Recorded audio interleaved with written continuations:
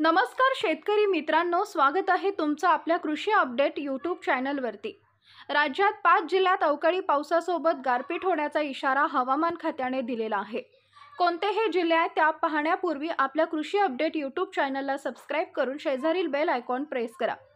राज्यात गेल्या 4 दिवसापासून अनेक भागात पावसाच्या सरी कोसळल्या, तर काही भागात ढगाळ वातावरणही आहे।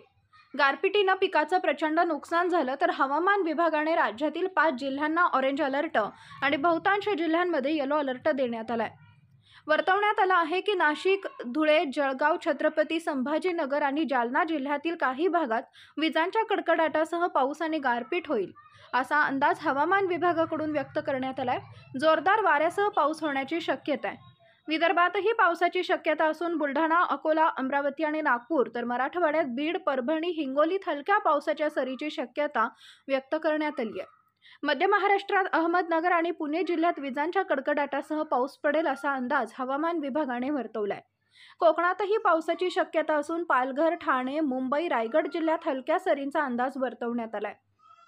शनिवारी राज्यातील बहुतांश जिल्ह्यात पावसाची शक्यता आहे। मराठवाड्यात छत्रपती संभाजीनगर, बीड, जालना, परभणी, हिंगोली, नांदेड, तर विदर्भात अकोला, अमरावती, वर्धा, नागपूर, भंडारा, गोंदिया आणि खानदेशातील जळगाव, धुळे जिल्ह्यात पावसाची शक्यता आहे।